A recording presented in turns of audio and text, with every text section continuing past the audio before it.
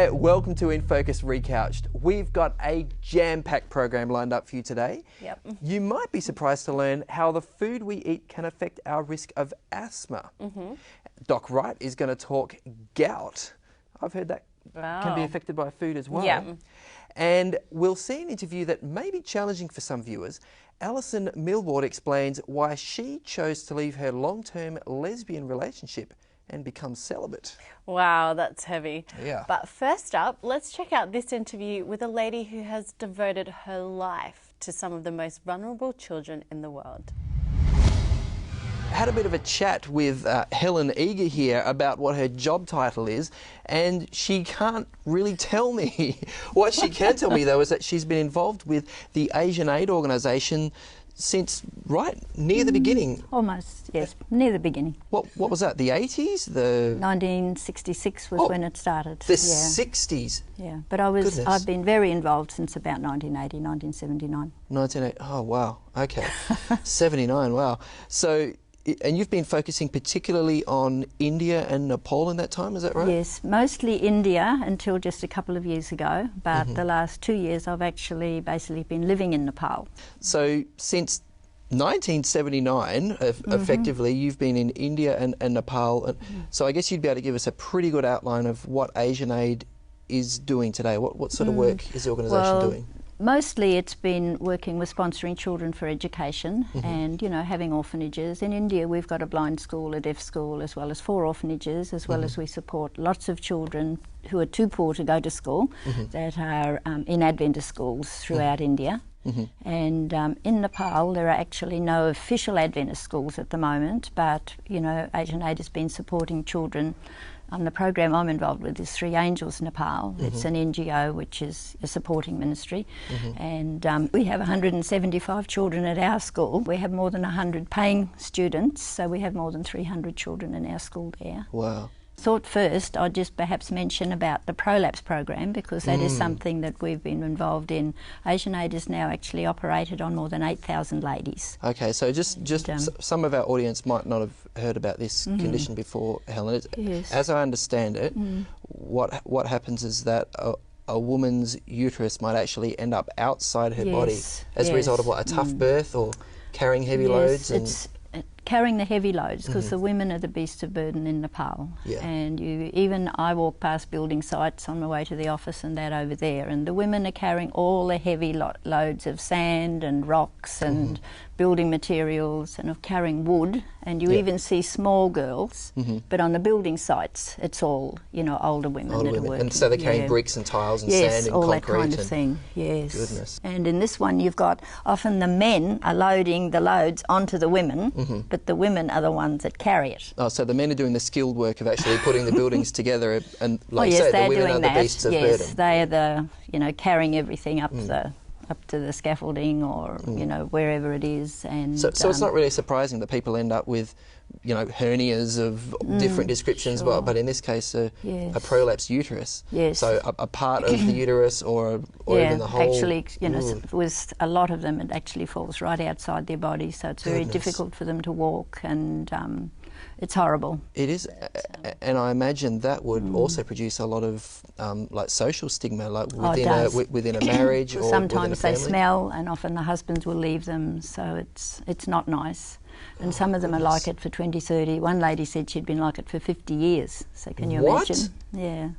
How would you even survive like that? I don't know. I would have thought that you'd be at risk of infection and you'd be dying of... Oh, so what can be done for these ladies? Mostly they just remove it.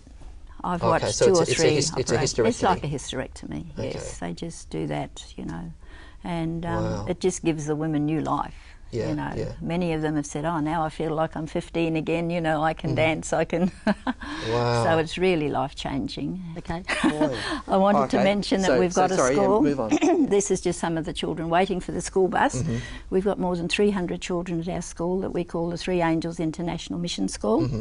This is some of the girls. We have 175 children in children's homes. A lot of these children are from the prostitute communities, which you don't see any teenage girls there. They're all been trafficked into India, into the brothels and this So kind of thing. some of these girls have been rescued from trafficking? These are girls that would have been sold by now. If So they were at risk didn't and have you've them. managed to Sure. prevent that? Yes.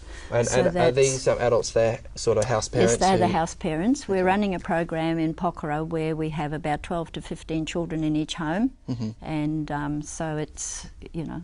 It's a good model, isn't it, really to good. have a family sort of atmosphere in a home rather than, I guess, a big institutional orphanage. Yeah. Is that the way Asian Aid is heading? Yes, and I feel it's, you know, it's much nicer for the children. This home is where some of the little children are, and we have 13 children actually from the prisons whose mothers are in prison, and one of the girls who's one of the rescued girls from the safe haven home that we have.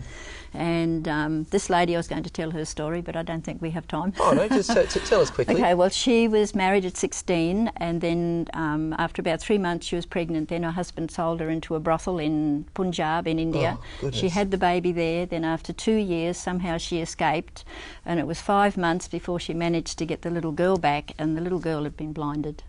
Oh And dear, like to beg or... Yeah, so she's still, we have the little girl with us, and the mother is actually, this is just one of the little booths we have at the border, trying to stop anyone that looks suspicious going across the border, because this is part of the anti-trafficking program. Boy. The mother of the little blind girl, she's actually working here now, and we've got that little girl in a blind school in Pokhara. This is pretty heartbreaking stuff, you know. It is. Why do you keep going back? What I drives don't know. you to keep confronting this awful stuff? You really get to love the children, and especially the little children from the prisons. And I don't know. I just love being there. I mean, there's so many heartbreaking things, but you feel that you're making a difference, at least in the lives of some, and you wish you could do it to 10 times more. Just, you know, people often ask, you know, how can God allow suffering? You're looking suffering right in the eyes.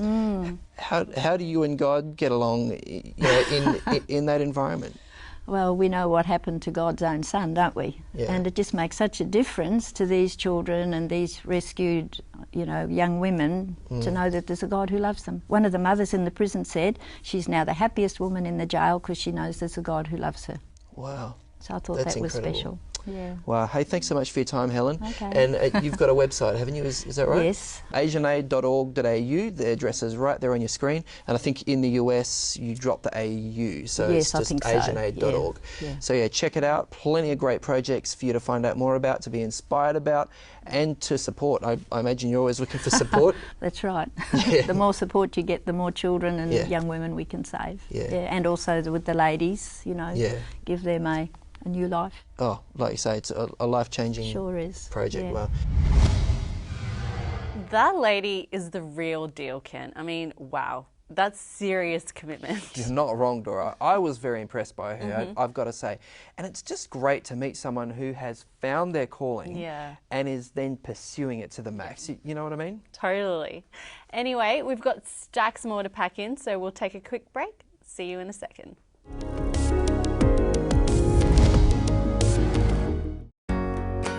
We live our lives running around, rarely stopping to ask ourselves where we're going and what our final destination is. In the end, our lives become little more than routine. Step beyond and discover a path that offers comfort, love and hope. Visit hopeoffer.com/step beyond or call 1300 300 389 for your free copy today. We're going to start with some soybeans. Use some chickpeas, an onion, you have a teaspoon of salt, slice some tomatoes, slice some cucumber, some red onion just to give it a bit of freshness. So just make little falafels like this. They just smell amazing. Let's make our tahini dressing. Let's get in some tomatoes, cucumbers, some falafels. Drizzle some of this lovely dressing. All you need to do is roll it up and you've got a delicious lunch for your family.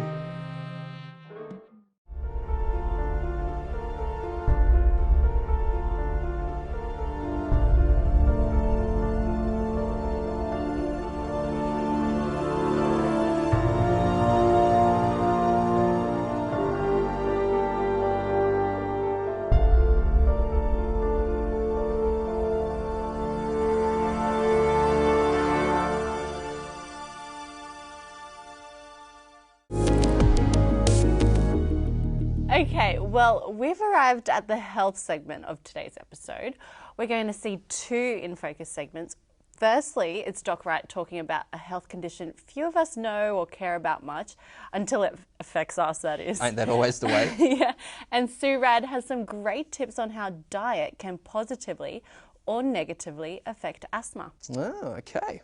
Let's take a look. We've all heard about gout, but what is it, Doc? Oh, what a good question. Gout, it is a horrible condition, and 2% of the population suffer from it. And suffer, I mean suffer. Now, the point of our talk today, brought about by an article in the British Medical Journal a few days ago, says that so many people have gout, unrecognised, do nothing about it, until suddenly it develops and suddenly it becomes dreadful. Right. The main part to be affected, would you believe it, is the big toe. And a person with a big toe who's got gout, the toe is enlarged, swollen, acutely tender. And this can come on within a few hours. And yet they can't touch it. It's so dreadfully tender. So that is gout at its worst and the most common historically. Even Dickens writes about people with gout. So what we're trying to say today, if you have any pain in any joint, anywhere, even little niggly pains, please go and see your doctor, because this is readily diagnosable. It's due to an increase in the body of a thing called uric acid, which is a slightly inherited metabolic disorder. And this uric acid builds up and it goes into the joints, any joint anywhere at all, mainly the big toe, but any joint anywhere, causes mild pain. And this is treated. Treatment is so simple, easy, cheap, and that can be prevent it from getting worse, and you can sort of save yourself a lot of misery. You sort of think about gout and you think about rich people and royalty and so forth. Is that who it's affecting now? Is it wealthy individuals? It can affect anybody. We hear historically, we read about this in novels, even Charles Dickens talked about it, and historically it was related to intake of alcohol, because the wealthy class could afford the lovely expensive wines from all over the world. But today, then that is in favour, it's out of favour, in favour, out of favour. Today we're saying alcohol is not a good idea. But also sweet meat, sweet breads from meat, that's certain parts of the carcass, is not a good idea. But the main thing is do something about it. If you have little niggly discomfort in any joint, anywhere, see the doctor. He'll do a uric acid level test, takes a very short period of time, and they can tell exactly if gout is coming or you're a candidate, or if it is, treatment, you just take one tablet a day and it'll stop it from getting worse. And some folk take these for the rest of their days and they don't get gout. Where can people find out more about gout and other healthcare issues? Oh, what a wonderful question. How did you guess? You go to my website, docwright.com.au, and you enter your symptom, whatever it happens to be, click, and up comes 4 or 5 different little stories about the condition, what to do. So the service is there 7 days a week, 365 days a year. Hope you go to it. We're looking forward to seeing you. Over 10% of people in Australia suffer asthma. Now, what is asthma? Because asthma is increasing. We have our resident nutritionist, Sue Rad. How are you doing, James? Thanks for coming. What exactly is asthma? Well, asthma is an inflammatory disorder of the airways, so the lungs. The lungs, yes. And it basically occurs when our immune system goes into overdrive and responds excessively. And really what happens in that situation is that lungs become more constricted, so there's less airflow through the lungs, so you can experience things like wheezing and breathlessness and coughing. And it's very uncomfortable, as anyone who suffers asthma knows. You're wheezing and heaving. And That's right. New research has shown that foods, what we eat, can affect asthma. Yes, there's a link with diet, absolutely. And we've known for some time now that, in fact, the Western diet is associated with much higher prevalence of asthma, whereas when you have an anti-inflammatory diet, you can reduce your risk of asthma significantly. Okay, but hang on, I just want to ask you the question. You're probably asking as well, I thought only cigarette smoking inflames the lungs. That's one trigger, and there are other triggers. There are viruses and bacteria and pollution, but what you eat can promote inflammation inside the whole body, especially the lungs, or it can dampen inflammation. So it's very important what we eat from a day-to-day basis. And so the latest research is showing that our Western diet is bad for the inflaming our lungs. lungs, Absolutely. and that's giving us asthma. Absolutely. In fact, they've shown in teenagers that teenagers who consume fast food just once a week have much higher rates of asthma. Okay, that's one pizza on the way to the video shop.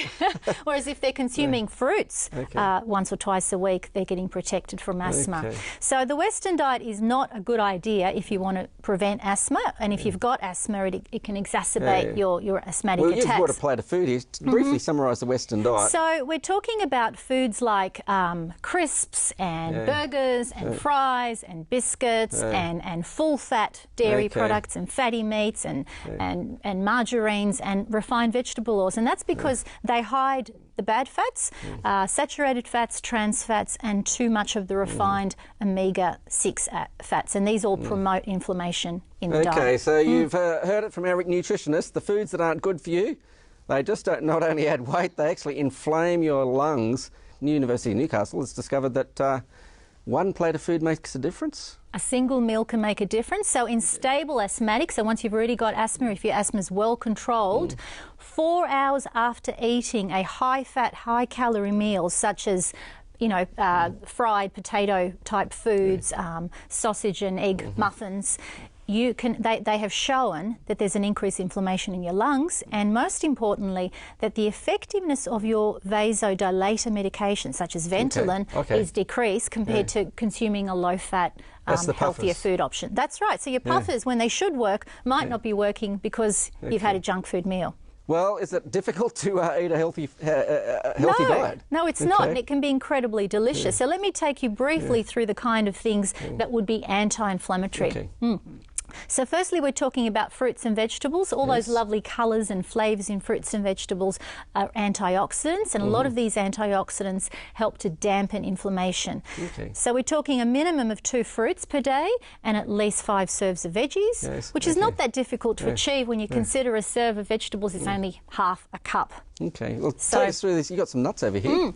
I have. The other things that are very anti-inflammatory are foods like fatty fish, if you eat fish. If you don't, walnuts are very anti-inflammatory, as are linseeds and chia seeds, so those should be consumed every day. Those are your omega-3 foods. That's right. And we're talking also about legumes and certain grains like barley, and also rolled oats. What they've found now that's quite new is that the soluble fibre in these foods, when it gets down inside your gut, the bacteria ferment it to produce what are called short-chain fatty acids, and these guys bond to receptors in your gut and switch on anti-inflammatory pathways, so they significantly protect you from asthma and help you control it better if you've got it. Well, I've really learned something today, Sue, about the anti-inflammatory foods and how they can help prevent asthma. I'm going to be going to your website, surad.com, to discover how I can cook these anti-inflammatory foods and improve my health. Thanks so much. Thanks, James. Yes. Well, there you go. Hey, don't say we don't look after you when it comes to health info on this program, because that was definitely worth a second look, I'd say. Yeah, or even a third look if you visit our website. Oh, nice plug. infocus.org.au. Check it out. Time for a break now. See you then.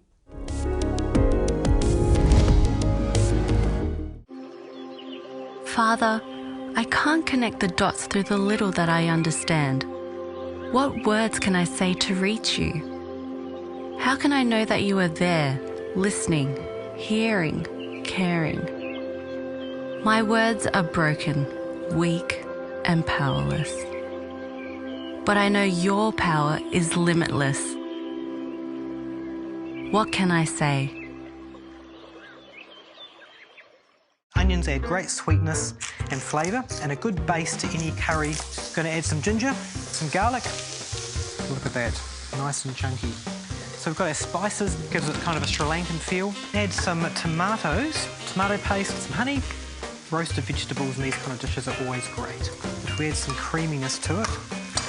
And that dish is now finished, ready to hit the table. I recommend you to give it a try, and it's so easy. Hi, welcome back. Now, this final interview we'll see today focuses on a pretty hot topic politically, and that is homosexuality. But politics aside, this is a real story about a real woman's real decision, a real struggle. Yeah. And honestly, I think she deserves to have her story heard in its own right. Let's take a look. It's a pleasure to welcome Alison Millward to the set. Now, if there's one issue that the church and society in general is struggling over currently, it's the issue of same-sex attractions. And Alison brings a very, very unique perspective to the discussion that our society is having on this issue. Thanks so much for joining us, Alison. You're welcome. Now, just give us a brief overview of your background and how you came to your knowledge and perspectives on same-sex attraction issues. I think like a lot of people, same-sex attraction crushes, same-sex teachers at school, things like that. Later on, I guess it was being shown a lot of love by a woman, something that I probably really needed after facing abuse and everything else by the opposite sex. Right. So early on, you felt attraction to women, and also you tragically had suffered some substantial abuse. And during that time, someone took an interest in you and showed you compassion, and this was a woman. Yes. Who was also same-sex attracted. Is that right? I'm not sure whether she knew that she was or not, but obviously, yes, that she was. Right. So over time, you became active in the gay lifestyle. Is that the best way to put it? Yes. Eventually, on my second relationship, I became very active in the gay lifestyle. Yes. And something changed for you, though. And just briefly, what precipitated a change, and what kind of change happened? A very difficult breakup in the relationship, and I felt that I couldn't go on anymore. There was nothing left to live for. There was no hope. There was nothing. So I really wanted to end things and had things pretty well planned. By end things, you're talking about actually end your life? Yes. Right. And so you were at this, I guess would say, very, very tragic position. What happened from there? A friend of mine that I had made in the church over the years, she told me about Net 98. Okay. And that was going to be featured down at one of the churches very, very close to me. And she knew everything that had been going on, and she just encouraged me to hold on and go and see what happens. Check it out. Now, Net 98 was a evangelistic series. Yes. And so with, I think it was Pastor Dwight Nelson. Yes, if I remember correctly. yes. So you go to the church, and this evangelistic series is going on. What was your impression? Well, I was just sitting there kind of quiet going, oh yeah. And by the end of the evening, as I started to go home, I just started to feel a tiny sense of peace, enough to go back the next day. A longing to go back the next day, just to check it out. I didn't have anything to lose. And so, bit by bit, did you decide to change your life, give your life to Christ? What happened? Yes, eventually. I experienced what I believe my first answered prayer, and that just blew me away. And there were things that Dwight was saying, that I was worth something, that it was a forever friendship with Christ. And that just melted my heart. There was a song out, My Forever Friend. And it all just fitted and made me start to feel good about myself. And the fact that I'd experienced that answered prayer made me realise that Jesus actually knew who I was, cared about me enough to answer a silly little prayer that was so important to me, and there was no other way it could have happened but by him. So yes. That's powerful, isn't it? I decided to change my life. Now, once you decided to make the change, did you feel it was compatible with your gay lifestyle, or did you have to choose one or the other? I had to choose one or the other. I had searched the Bible. There was nothing in it that said that I could have both. Right. So, yes, I had to change my life. So did that mean that you started going out with men now, or did that mean that you decided to be celibate? I didn't want to go out with men. I didn't want to go out with anybody. I just wanted to learn more about this Jesus who was still answering prayers. And gradually the pain started to ease, and I started to feel different, as if all of that didn't matter as much anymore. I mean, it took quite a while. Sure. It'd be a very difficult thing to go through. Yes, it was. It was. Now, is it fair? Do you feel like it's fair that God has said, if you're heterosexual, you can get married and express your sexuality that way, but if you're same-sex attracted, you need to be celibate? Does that seem fair? Well, fair in the respect that God, I believe, did not create us to have same-sex attractions.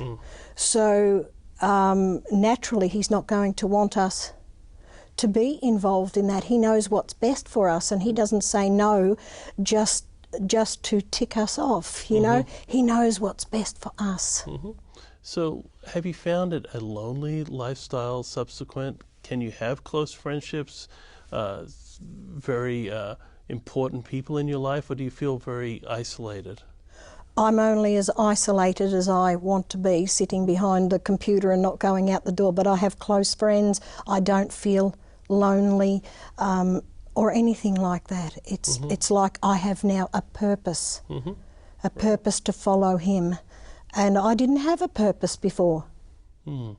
Now, some people would take the gay lifestyle, and gay, of course, is a synonym with happy. You lived the lifestyle for a number of years. Did you find it happy and fulfilling? No, not really.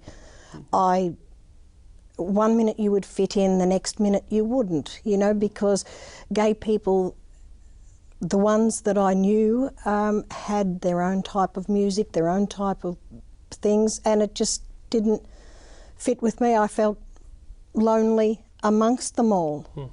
Alison, many of us have same-sex attracted people in our families, at our churches, some of us in our workplaces. How should we relate to them, and what kind of message should we give to them? Number one, love them to bits. Number two, tell them the truth about what God has to say. And number three, love them some more and give them a giant portion of hope, that there is so much hope beyond where they are. Well, thanks so much, Alison, and thank you for your bravery and for talking about a very sensitive and personal issue with us. We really appreciate it. Thank you, James. Wow, that certainly is thought-provoking, isn't it, Dora? Yeah, definitely. For me, I found it probably left a few more questions I would have liked to ask, but Yep. I really do admire her, you know, for the decision she's taken. You know, it must be hard. Yeah, definitely a strong woman. Look, we hope you've enjoyed this week's program. Thanks for joining us. Look after yourself. We'll see you next time on InFocus Recouched.